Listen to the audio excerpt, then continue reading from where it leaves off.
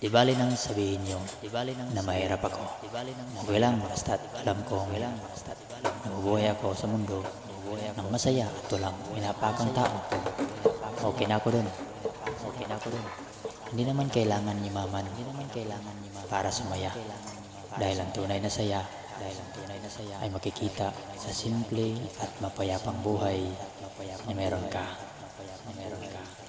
Lahat ng tao may kanya-kanyang destinasyon at pananaw sa buhay.